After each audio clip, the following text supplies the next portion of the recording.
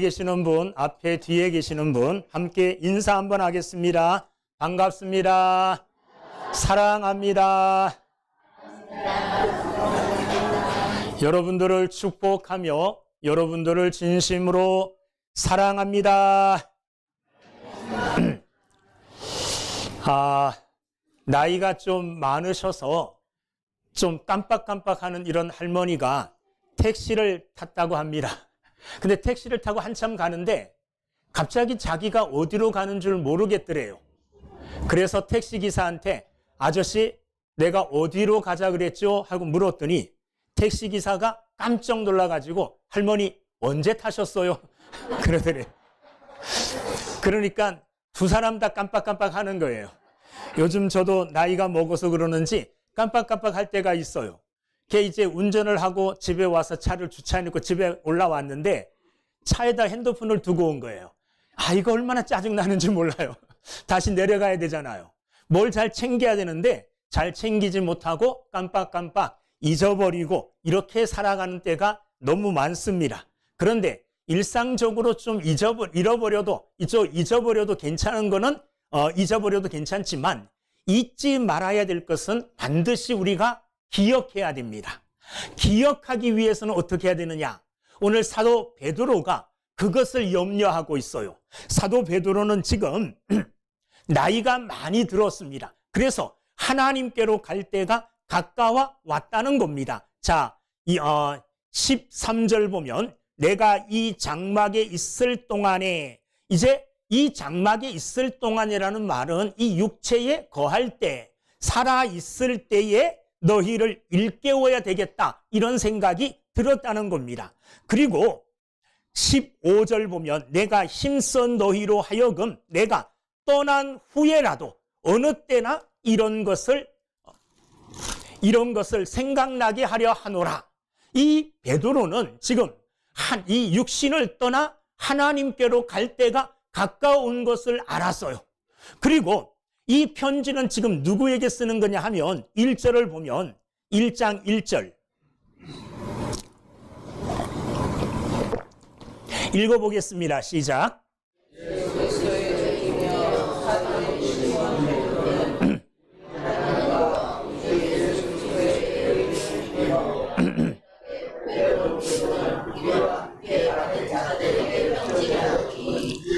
그러니까 믿음 있는 사람들에게, 성도들에게 편지하는 거죠. 성도들에게. 자, 사도 바울이 하나님께 갈 날이 얼마 남지 않았어요. 그리고 사랑하는 성도들은 여전히 이 땅에 남아 있어요.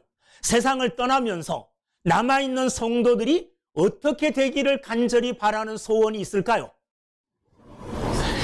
믿음으로 구원받은 사람들이 이 땅에 살면서 하나님의 교훈의 말씀을 잘 지켜 행할 뿐더러 하나님의 성품에 참여하도록 계속해서 성장해 나가기를 원하는 게 사도 바울의 마음의 소원일 거예요.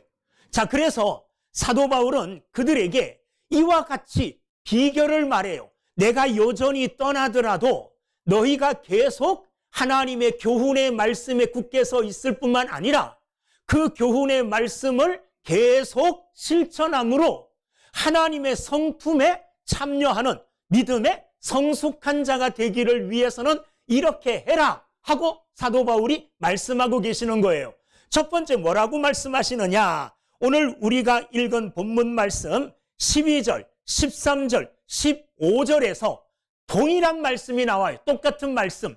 반복되는 말씀이 뭐죠? 생각이라는 말이죠. 자, 12절에 보면 너희에게 생각나게 하려 하노라. 또한 13절에 보면 너희를 일깨워 생각나게 함이 옳은 줄로 여기노니 15절 말씀의 뒤에 보면 뭐라고 되어 있느냐? 생각나게 하려 하노라. 그랬죠? 그러니까 사도 바울이 아니라, 자, 계속해서 오늘 제가 설교할 때 베드로를 바울이라고 할 수도 있어요. 알아서 들으세요. 그러나 여전히 저는 힘써서 베드로라고 말하도록 애쓸게요. 왜? 자꾸 깜빡깜빡하니까. 자, 어쨌든 베드로입니다. 베드로는 이 땅을 떠난 후에도 남아있는 성도들이 하나님의 말씀 가운데 바르게 서서 그 말씀을 행함으로 말미암아, 교훈을 따라 삶으로 말미암아 하나님의 성품에 다다를 정도로 믿음이 성숙하기를 원해요. 그러기 위해서 너희들이 이렇게 해라 하는데, 첫 번째 당부의 말은 뭐냐? 생각나게 하노라. 내가 이렇게 지금 너희들에게 말하고 있는 것, 이렇게 성경으로 내가 기록한 것들, 이 모든 것들은 다 뭘 위해서냐? 너희들에게 생각나게 하기 위해서 이런 일들을 한다, 그런 말이에요. 생각나게 한다, 그 말이에요. 여러분, 생각나게 한다는 이 말은 어떤 의미가 있을까요? 첫째, 베드로가 생각하기는 하나님의 말씀은 우리를 구원하여 하나님의 백성을 만들 뿐만 아니라 우리가 이 땅을 살아가는 뭐가 되느냐? 길이 돼요. 이 땅을 살아가는 모범이 된다는 거예요. 하나님의 말씀의 길을 따라가야 되는데, 그 말씀의 길을 따라가기 위해서는 알고 있는 것으로 부족하고, 항상 매일매일 그 말씀들을 뭐 해야 되느냐 하면 생각해야 된다는 말이에요. 여러분, 알고 있는 것과 12절 말씀을 보세요. 너희가 이것을 알고 그랬죠. 알고 있는 것. 그래서 알고 있기 때문에 알고 있는 그것으로 말미암아 예수를 믿게 되고, 예수 그리스도의 의로 말미암아 구원받은 사람들이 되어서 믿음 가운데 이미 서 있어요. 12절, 이것을 알고 이미 있는 진리에 서 있으나, 진리 가운데 복음 가운데 서 있다는 말이에요. 그런데 내가 항상 너희에게 생각나게 하려 하노라. 아는 것과 생각이라는 게 뭐가 다를까요? 아는 것과 생각, 비슷하지만 달라요. 어떻게 다르느냐? 아는 것은 과거예요. 그죠? 내가 태어나서부터 이때까지 경험하고 습득한 모든 지식들, 이게 나의 알므로 내 머릿속에, 내 마음속에 저장이 돼 있죠. 그런데 저장이 돼 있고 내가 알고 있더라도 지금 현재 그것을 생각하고 있지 않으면 아무런 소용이 없다는 말이에요. 그러니까 아는 거는 이때까지 시간과 경험, 이 모든 것들을 통틀어서 내가 습득한 과거의 나의 지식들, 이런 것들을 말하잖아요. 근데 이것을 내가 지금 현재 생각하지 않으면 알고 있는 그것이 내게 실제적으로 적용할 수 없는 지식이 된다는 말이에요. 저와 여러분들은 상식적으로 어떻게 사는 것이 건강하게 사는 것이다 알고 있습니까? 모릅니까? 알고 있죠. 대부분의 상식은 잘 먹으면 돼요. 그리고 골고루 먹으면 돼요. 그리고 적당하게 뭐 하면 됩니까? 운동하면 돼요. 그리고 항상 즐겁고 행복한 생각을 하면 돼요. 그렇죠? 이게 가장 기본적인 거예요. 근데 이거는 상식적으로 내가 이때까지 살아오면서 안 지식이에요. 내가 알고 있는 것들이에요. 근데 실제적으로 나는 지금 그런 것들을 생각 안 해요. 그런 것들을 행하고 있지 않아요. 지금 나는 내가 생각하고 알고 있었던 그 지식대로 건강한 삶을 살지 못해요. 왜? 지금 내가 그것을 생각하지 못하고, 내가 이래야지 건강해. 그러니까 열심히 잘 때마다 챙겨 먹고 운동 열심히 하고 좋은 생각하고 바른 건강의 삶을, 위생적인 삶을 살고, 이거를 늘 생각하면서 그것을 내 삶에 지금 실천해야 되는데, 알고 있는 것과 생각하여 실천하는 게 다르다는 말이에요. 하나님의 말씀을 여러분들은 엄청나게 많이 알고 있을 거예요. 수십 년 들었기 때문에 그 들은 하나님의 말씀을 알고 있지만, 알고 있는 그 말씀을 내가 지금 생각하여 지금 현재 그 말씀을 내가 생각해내서 그 말씀을 내가 생각해내어 기억하지 않는다면, 그것을 내가 지금 생각하고 생각한 대로 행하지 않는다면 알고 있는 것과 생각하고 있는 것이 완전히 틀려진다는 말이죠. 사도 베드로는 자기가 세상을 떠난 후에도 남아있는 성도들이 하나님의 말씀을 아는 것으로, 알고 있었던 것으로 과거로 끝나는 것이 아니라 지금 현재 알고 있었던 그 말씀을 끄집어내요. 지금 내가 현재적으로 생각하고 그 말씀을 내 삶 가운데 적용하고 그 말씀대로 살아가라. 이렇게 사도 베드로는 그렇게 원하여 그들에게 뭐라고 말하느냐? 생각해라, 생각해라, 생각해라. 이렇게 말씀하고 계시는 거예요. 여러분, 하나님의 말씀들을, 알고 있는 하나님의 말씀들을 매일매일 생각해내서 끄집어내요. 그 말씀들을 삶에 적용해 나가는 믿음의 삶을 사는 여러분들이 되기를 주님의 이름으로 축원합니다. 또한 사도 베드로가 사랑하는 성도들에게 부탁하는 것, 생각해라. 이 말은 특히 예수 그리스도에 관하여, 또 복음에 관하여 생각하라는 거예요. 이 말은 무슨 의미가 있느냐 하면, 예수 믿는 너희들은 예수 믿음으로 끝나는 것이 아니라 예수 믿은 사람들에게는 예수 믿은 사람들에게 주시는 하나님의 의무가 있다는 말이에요. 그 뭐냐 하면, 내가 다른 사람들에게 복음을 전해받아 예수 믿게 되었죠. 그냥 내가 가만히 있다가 어느 날 예수 믿어야지 이런 게 아니잖아요. 누군가 내게 복음을 전해서, 내게 복음을 전한 그 덕분에 내가 예수를 믿게 된 거예요. 그러면 내게 전해진 복음이 내 안에서 그쳐지면 안 돼요. 내 안에서 그쳐지고 끝나면 안 된다는 거예요. 나를 구원시킨 그 복음은 나를 통하여 또 누군가에게 뭐 해야 됩니까?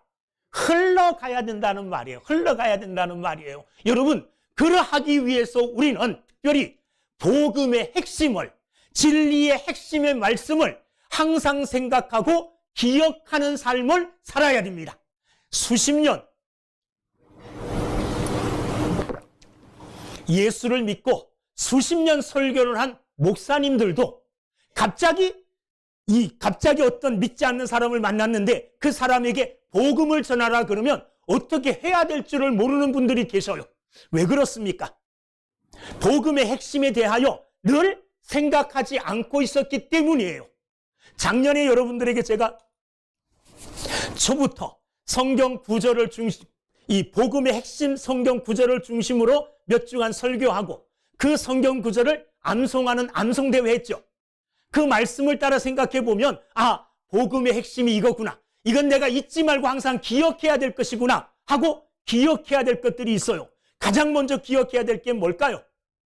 요한복음 1년 지났는데 잊어버렸잖아요. 1년이면 긴 세월이에요. 다 잊어버리고도 충분해요.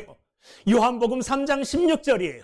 그 말씀이 무엇입니까? 하나님이 세상을 이처럼 사랑하사 독생자를 주셨으니 이런 저를 믿는 자마다 멸망치 않고 영생을 얻게 하려 하심이니라. 할렐루야. 하나님의 사랑에 대해서 말하는 거예요. 네? 하나님이 당신을 사랑하십니다. 하나님이 나도 사랑하시고 너도 사랑하고 이 땅에 있는 모든 사람들을 다 사랑하십니다. 이게 먼저 항상 잊어버리지 않고 생각해야 될 거예요. 두 번째 생각해야 될 게 뭡니까? 모든 사람이 죄를 범하였음에 하나님의 영광에 이르지 못하더니, 그가 아니에요. 하나님이 이렇게 우리를 사랑하시지만 하나님의 사랑이 우리에게 머물지 못하고 내가 그 하나님의 사랑을 받아들이지 못하는 이유는 내게 뭐가 있기 때문이에요? 죄가 있기 때문이라는 거예요. 여러분, 이것도 잊지 말고 항상 생각해서 기억해야 될 거예요. 그 다음에 뭡니까? 그 다음에 영접하는 자 곧 그 이름을 믿는 자들에게는 하나님의 자녀가 되는 권세를 주셨으니, 예수 그리스도를 영접하면 하나님의 자녀가 돼요. 그 아들 예수의 피가 우리를 모든 죄에서 깨끗하게 하실 것이요, 예수 그리스도를 받아들이고 영접하면 우리의 죄는 깨끗하게 용서받고 하나님의 자녀가 되어진다는 말이에요. 여러분, 이렇게 사도 베드로는 남아있는 성도들이 하나님의 핵심적인 복음의 진리들을 늘 생각하고 잊어버리지 않고 생각하고 있으면서 그 말씀을 다른 사람들에게 전하는 삶을 살기를 원했습니다. 그래서 그들이 자기 스스로 성화되어져 가는 일, 하나님의 성품에 참여하는 이 일에 열심히 신앙생활함으로 동참해야 되지만, 그와 함께 자신들에게 주어진 전도의 사명도 열심히 감당해야 될 것을 알았기 때문에 그들에게 항상 뭐라고요? 말씀을 뭐하라? 생각하라. 이제부터 생각하시는 여러분들이 되기를 주님의 이름으로 축원합니다. 많이 가지고 있고 많이 알고 있는다고 해서 중요한 게 아니에요. 알고 있는 그것을 적재적소에 꼭 필요할 때 끄집어내서 사용하는 사람이 능력 있는 사람이에요. 그런 사람이 지혜로운 사람이에요. 하나님의 말씀을 필요할 때 필요한 말씀들을 생각해내서 지금 현실 속에 지금 이 시간에 그 말씀을 행하고 준행하고 그 말씀의 교훈대로 따라 행함으로 말미암아 하나님의 성품에 참여할 뿐만 아니라 확고한 믿음 가운데 서 있는 여러분들이 되기를 주의 이름으로 축원합니다. 이게 사도 베드로의 예수 믿는 성도들을 향한 소원이었어요. 마지막 하나님께 가기 전에 성도들이 꼭 생각하기를, 늘 하나님의 필요한 말씀들을 생각하여 그 말씀을 현실에 적용하여 말씀대로 따라 삶으로 말미암아 하나님께 영광 돌리는 또 확고한 믿음 가운데 서 있기를 바라는 마음으로 생각하라고 이야기하고 있습니다. 두 번째, 사도 베드로가 그들에게 전해준 말씀들이 굉장히 많을 거예요. 그런데 전해준 말씀들 중에 전해준 말씀 중에 정말 중요한 말씀, 꼭 알기를 바라는 말씀이 뭐였느냐? 핵심적이라고 생각하는 것, 16절 말씀이에요. 여러분 16절을 한번 읽어보겠습니다. 자, 이거 오늘 아까 우리가 본문에 읽지를 않았어요. 시작. 우리 주 예수 그리스도의 능력과 강림하심을 너희에게 알게 한 것이, 거기까지요. 너희에게 알게 한 것, 뭘 알게 했다는 말이에요? 우리 주 예수 그리스도의 능력과 강림하심을 내가 너희에게 알게 했다. 예수 그리스도의 뭘요? 능력을. 예수님은 능력의 하나님이세요. 예수님은 능력이 있으신 분이에요. 그리고 능력이 있으신 예수님께서는 반드시 다시 16절 보면 강림, 요 강림은 예수님의 재림을 말해요. 사도 베드로가 성도들에게 꼭 알기를 바라여 그들에게 알게 해준 게 뭐냐? 예수 그리스도의 능력. 예수 그리스도는 한 분 인간이지만 그러나 신성을 가지고 있는 하나님이시다. 능력의 하나님이시다. 이것을 베드로가 성도들에게 알게 하고 전해준 거예요. 그리고 능력의 예수님 그분은 반드시 뭐 하신다? 재림하신다. 다시 오실 것이다. 이렇게 사도 베드로는 성도들에게 전해줬다는 거예요. 근데 자기가 전해준 이 말씀은, 자기가 알게 해준 이 말은 16절에 보면 교묘히 만든 이야기를 따른 것이 아니다. 교묘히 만든 이야기.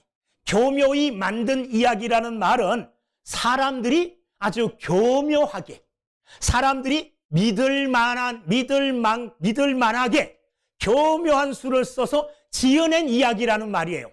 그런 지어낸 이야기로 내가 말한 게 아니라는 거예요.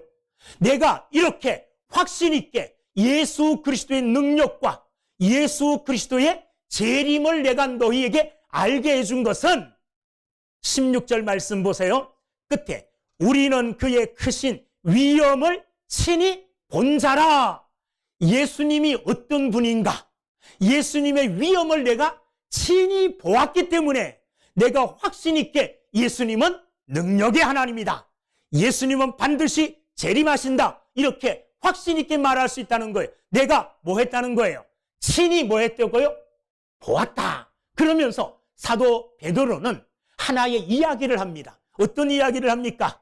17절부터 보면 17절, 18절 읽어보겠습니다. 시작. 지극히 큰 영광 중에서 이러한 소리가 그에게 나기를 이는 내 사랑하는 아들이요 내 기뻐하는 자라 하실 때에 그가 하나님 아버지께 존귀와 영광을 받으셨느니라.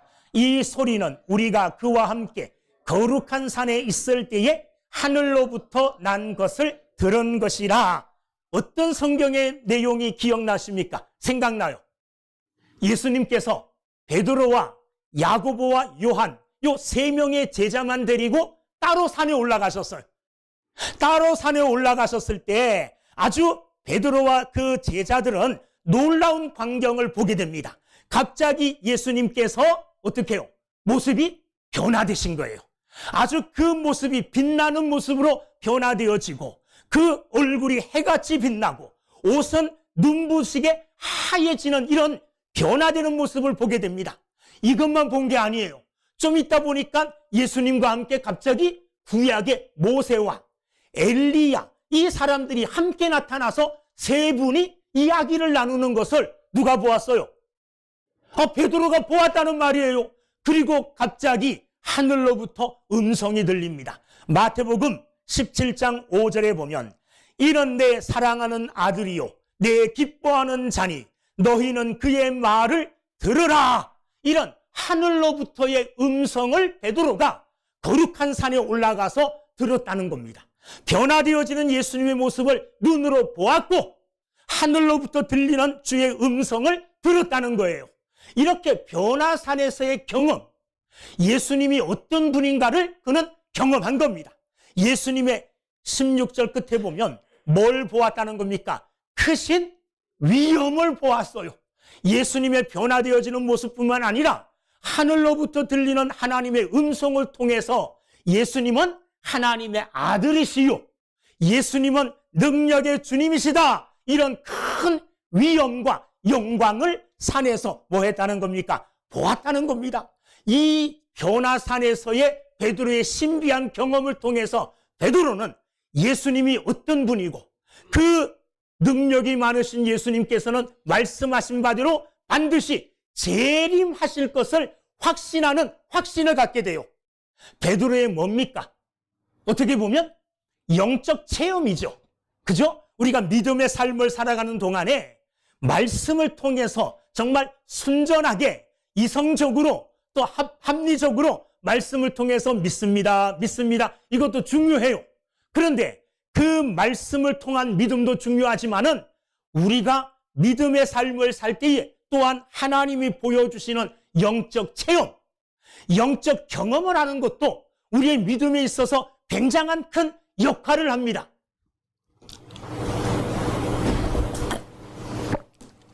제가 학생 때 제 친구들은 다 막 방언 받아갖고 막 얄얄얄 하고 막 여기서 뭐 하고 그래요. 저도 방언 받고 싶어가지고 막 해봤어요. 안 되더라고요. 그러다가 어느 날 추운 저녁에 이제 혼자 교회에 찾아가가지고 혼자 이제 난로도 없는데 앉아가지고 기도를 하는데 너무 열심히 했던 모양이에요. 기도하는데 막 이상해지고 말이 또 이상해지더라고요. 다른 사람들이 받은 방언 같아요. 자, 그 당시에는 저는 초보 믿음이죠. 고등학생이니까 얼마나 믿음이 성숙했겠어요. 초보 믿음이었는데 방언한 이게 내게는 굉장히 큰 자부심이고 자랑거리였어요. 그때 고모가 권사님이었는데 고모가 우리 집에 왔을 때 내가 고모한테 나 방언 받았다고 막 그랬더니 코웃음 치더라고요. 그래? 뭐 아무렇지도 않게요. 그런데 그렇게 신앙의 연륜이 깊은 사람들에게는 아무렇지도 않은 것 같았지만 저는 그게 거부할 수 없는 믿음의 어떤 증거라고 생각했어요. 그래서 어떻게 보면 작다면 작을 수 있는데 이 방언할 수 있다는 그게 내게는 얼마나 큰 흔들리지 않는 확신을 준 줄 몰라요. 여러분, 우리가 살아가다 보면 예수 믿고 믿음의 생활을 하면 자연스러운 그냥 이 세상에 있는 자연스러운 일들만 일어나는 게 아니라 이 자연을 거역하는 초자연적인 하나님의 능력을 경험할 때도 있어요. 그것이 때로는 우리에게 믿음의 큰 증거가 되어지고 우리의 믿음을 견고하게 해주는 게 되기도 합니다. 그런데 사실 그게 다는 아니에요. 그래서 그것만 추구하다 보면 신비스러운 경험만 추구하다 보면 신비주의에 빠져서 잘못된 이단의 길을 걸어가기가 쉬워요. 그런 것들도 우리는 부정하지 않습니다. 여러분, 지금도 하나님은 살아 계시죠? 우리가 하나님께 기도하면 우리가 상상할 수 없는 하나님의 응답과 기적의 역사가 일어나게 되는 줄로 믿습니다. 그러나 그것만 바라보고 신앙생활하고 하나님의 말씀을 등한시하면 안 돼요. 그것도 우리에게는 큰 믿음의 자산이 되고 영적 자산이 되지만 그것보다 더 큰 영적 자산이 되는 게 있어요. 그건 뭐냐? 하나님의 말씀입니다. 오늘 사도 베드로도 그렇게 말하고 있어요. 내가 변화산에서 이런 신령한 경험을 했는데 이런 신령한 경험이 예수 그리스도의 능력과 그분이 다시 오실 것이라는 것에 대하여 내게 확신을 준다. 내가 보았으니까 예수님이 이러한 분이라는 것을 변화산에서 눈으로 보았다. 하늘이 열리고 하늘로부터 들리는 음성까지 들었다. 그런데 사도 베드로는 그것을 최고로 여기지 않아요. 19절 말씀에 보면 이렇게 말씀하셔요. 또 우리에게는 더 확실한 예언이 있어 그래요. 여기 더 확실한 예언이라는 것은 무엇과 비교하여 더 확실한 것이라는 겁니까? 앞에 나오는 사도 베드로의 변화산에서의 경험, 그렇죠? 그 경험보다 더 확실한 뭐가 있어요? 예언이 있다는 말이에요. 이건 뭐냐 하면 구약의 말씀들 중에 특별히 예수 그리스도에 관한 예언의 말씀이라는 거예요. 구약 성경에 기록되어진 이 예언의 말씀은 예수 그리스도에 대한 이 예언의 말씀은 사도 베드로가 변화산에서 눈으로 예수님이 변화되어지는 것, 모세와 엘리야와 얘기하는 것, 하늘로부터 들리는 음성 이거 들었는데 영적 신비한 경험을 했는데 내가 한 영적 신비한 이 경험보다 더 확실한 것이 있다. 더 확실한 것이 있다. 뭐가 더 확실하다는 거예요? 구약에 예수 그리스도에 관하여 예언되어진 말씀들은 내가 경험한 이 영적 체험들보다 더 확실한 말씀이라는 겁니다. 할렐루야. 우리도 이런 믿음을 갖게 되기를 주님의 이름으로 축원합니다. 제가 아주 오래전에 알게 된 어떤 청년이 있는데 이 청년은 처음에 예수 믿을 때부터 그러니까 하나님의 이상한 경험들, 이 초자연적인 경험, 능력을 경험함으로 믿게 된 사람이에요. 그래서 그 사람의 행위를 보면 날마다 찬양해요. 오고 가면서 예수밖에 얘기 안 해요. 예수밖에 얘기 안 해요. 그런데 그 사람이 그런 신비한 능력을 체험하고 예수를 믿게 되어 구원받았다면 그 경험과 그 믿음을 견고하게 붙들고 견고하게 이루어 나가기 위해서 그가 해야 될 일이 있어요. 뭡니까? 말씀으로 돌아와서 말씀을 보는 거예요. 그래서 그 말씀 위에 자기의 믿음을 세워나가는 일인데 이 일에는 등한시했어요. 말씀은 보지 않고 자기가 경험한 이것, 그래서 이거를 최고로 여기고 맨날 교회 가서 기도하는데 이상한 기도를 해요. 알아듣지도 못하는 것. 그리고 이상한 말들을 하면서 돌아다녀요. 결국 그분이 마지막 어떻게 지냈느냐? 마지막에 자살했어요. 생명을 끊었다는 말이죠. 저는 그분이 신실한 믿음 가운데 자기의 믿음을 세웠으면 결코 그런 일은 안 했을 거예요. 그런데 그런 신비한 경험, 붕 떠 있지만 그 빛을 바칠 만한 하나님의 말씀, 더 그것보다 더 확실한 예언의 말씀이 그의 믿음을 받쳐주지 않았기 때문에 그는 무너진 줄로 압니다. 여러분, 우리의 믿음은 영적 체험도 물론 중요합니다. 그것이 내 영적 재산이고 자산일 수 있어요. 근데 그것을 보존하고 그것을 또 바칠 만한 더 확실한 하나님의 말씀으로 우리를 채워야 될 줄로 믿습니다. 베드로도 말하잖아요. 내가 거룩한 산에서 신비스러운 경험을 해서 예수 그리스도의 능력과 그분이 다시 오실 거에 대한 확신을 갖게 되었지만 그것보다 더 확실한 예언의 말씀은 하나님의 말씀이다. 구약의 예수 그리스도에 관한 모든 것들이 다 예언이 되었어요. 탄생, 고난, 죽으심, 부활, 다시 오심, 이 모든 예수 그리스도에 관한 내용이 구약에서 다 이미 예언의 말씀으로 우리에게 주신 거예요. 그 말씀대로 이루어지고 있는 거예요. 사도 베드로도 자기의 경험 위에 하나님의 말씀을 어떻게 했습니까? 기초로, 받침으로 자기의 경험들을 더 받들어. 그래서 그의 믿음을 더 견고하게 한 것입니다. 마지막 뒤에 20절부터 21절에 보면 19절부터 보면 더 확실한 예언이 있어 이 더 확실한 예언은 구약의 예수 그리스도에 관한 말씀을 이야기해요. 더 확실한 이 예언은 마치 어두운 데를 비추는 뭐와 같아요? 등불과 같다. 이 예언의 말씀은 어두워서 아무것도 안 보이는데 이 어둠을 비춰주는 등불이 되어서 비춰주니 어둠 가운데 감춘 것이 드러나는 것처럼 그 예언의 말씀을 통하여 예수 그리스도에 대하여 확실하게 알게 되어진다는 거예요. 그 뒤에 19절 보면 날이 새었다는 말은 이제 마지막이 되었다는 말이에요. 그때 샛별이 너희 마음에 떠오르기까지 샛별이신 예수 그리스도께서 마지막 날에 나타나시기까지 이것을 주의하는 것이 옳으니라.